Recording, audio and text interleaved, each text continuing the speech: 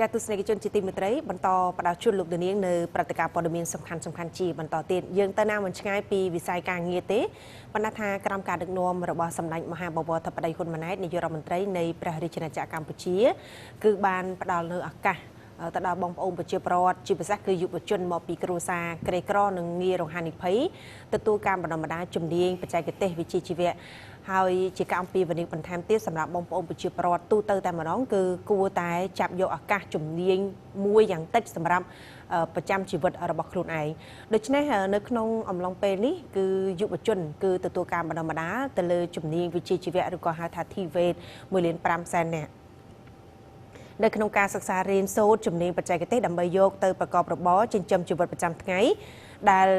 នៅក្នុងនោះក៏ជាការផ្ដល់ឱកាសឲ្យយុវជនដែលបាត់បង់ឱកាសសិក្សានៅសាលាចំណេះទូទៅនិងបន្តទៅថ្នាក់ឧត្តមសិក្សា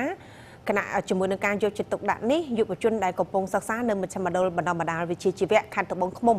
បានសម្ដែងនូវក្តីរីករាយនិងបានថ្លែងអំណរគុណយ៉ាងជ្រាលជ្រៅដល់រាជរដ្ឋាភិបាលក្រុមការដឹកនាំរបស់សម្ដេចធិបតីនាយករដ្ឋមន្ត្រីនិងលោកជំទាវដែលផ្ដល់ជាឱកាសមិនអាចកាត់ថ្លៃបានមួយនេះយុវជនយុវតីនិងបងប្អូនពលករចំណាក់ស្រុកដែលកំពុងសិក្សាលើជំនាញវិជ្ជាជីវៈនៅមជ្ឈមណ្ឌលបណ្ដុះបណ្ដាលវិជ្ជាជីវៈខណ្ឌត្បូងឃ្មុំបានលើកឡើងប្រហាក់ប្រហែលគ្នាថាពួកគាត់ពិតជាមានសំណាងដែលមានឋានៈដឹកនាំល្អគិតគូរវែងឆ្ងាយពិសេសដល់ពួកគាត់ជាយុវជនចំនួនក្រោយបើទោះបីជាបាត់ឱកាសបន្តការសិក្សានៅសាលាចំណេះទូទៅឬក៏មហាវិទ្យាល័យក៏ពួកគាត់នៅមានឱកាសសិក្សាយកជំនាញមួយពិតប្រាកដសម្រាប់ប្រកបរបរចិញ្ចឹមជីវិតបាន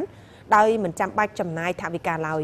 មិនបាច់ចំណាយថវិកាដោយសារតែសម្ដេចធិបតីនិងលោកជំទាវបានផ្ដល់នូវការសិក្សាដោយមិនគិតថ្លៃនិងបានឧបត្ថម្ភថវិកាថែមទៀតយុវតីភួយសម្ផស្សដែលកំពុងសិក្សាលើជំនាញសាឡនបានរៀបរាប់ឲ្យដឹងថារគាត់គឺបានសម្រេចចិត្តមកសិក្សាលើជំនាញនេះដោយសារតែមានបំណងចង់មានជំនាញមួយច្បាស់លាស់សម្រាប់ប្រកបរបរទៅថ្ងៃក្រោយជាមួយនឹងការសិក្សានេះគឺពិតជាមានសារៈសំខាន់ខ្លាំង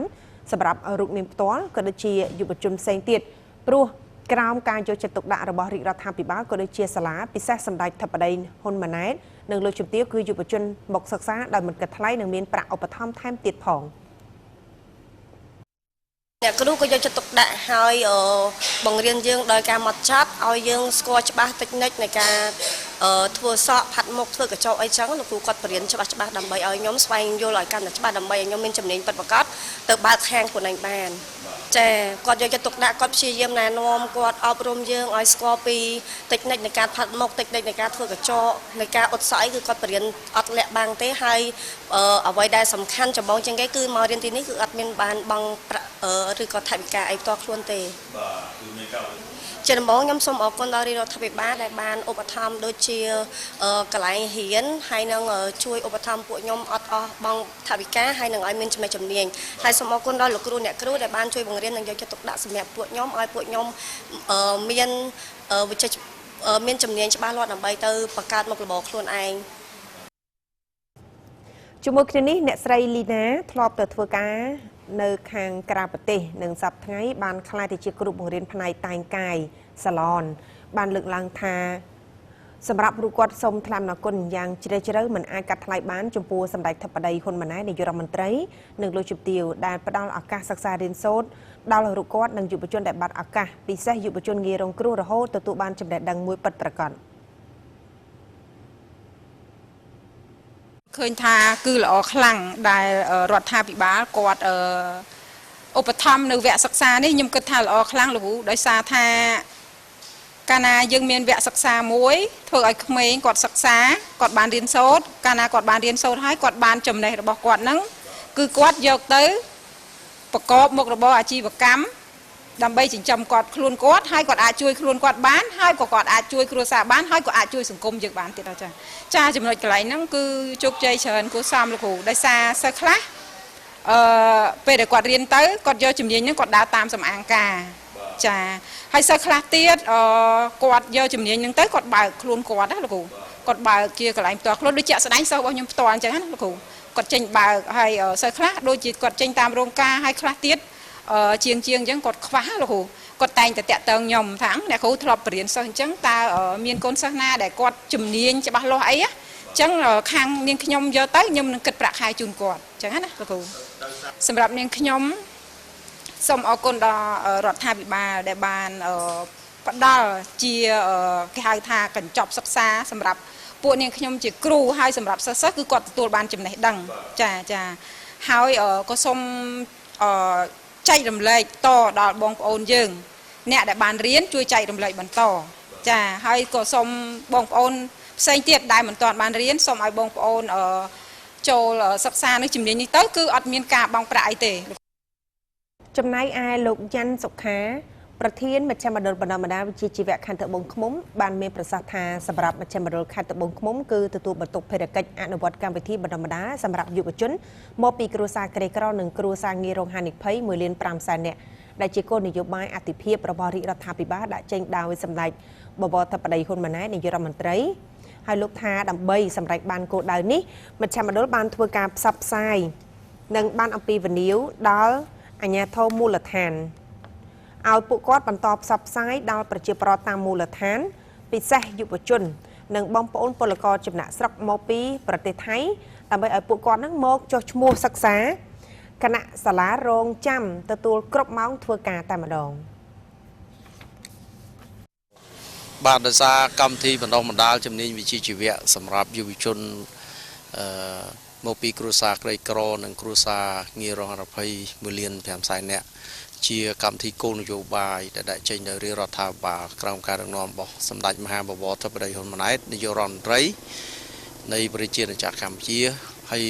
កម្មវិធីនេះគឺជាកម្មវិធីសំខាន់មែនទែនសម្រាប់យុវជនរបស់យើងជាពិសេសអ្នកដែលមកពីគ្រួសារក្រីក្រនិងគ្រួសារងាយរងហានិភ័យនៅក្នុងទូទាំងប្រទេសហើយនិងដល់ឡែកនៅក្នុងខេត្តត្បូងឃ្មុំយើងនេះគឺមានឱកាសចុះឈ្មោះចូលរៀនដោយមិនបង់ថ្លៃហើយថែមទាំងទទួលបានប្រាក់ឧបត្ថម្ភបាទប្រចាំខែទៀតផងដូច្នេះខ្ញុំបាទសូមអំពាវនាវដល់យុវជនរបស់យើងដែលអត់ទាន់មានជំនាញហើយចង់បានជំនាញមួយពិតប្រាកដបាទប្រចាំជីវិតសូមអញ្ជើញមកចុះឈ្មោះចូលរៀននៅមជ្ឈមណ្ឌលបណ្ដុះបណ្ដាលវិជ្ជាជីវៈខេត្តត្បូងឃ្មុំបាទដោយមិនបង់ថ្លៃហើយយើងមានទទួលសិស្សចុះឈ្មោះចូលរៀនជារៀងរាល់ខែផងដែររយៈដល់ឡែកខ្ញុំបាទក៏សូមសនំពរដល់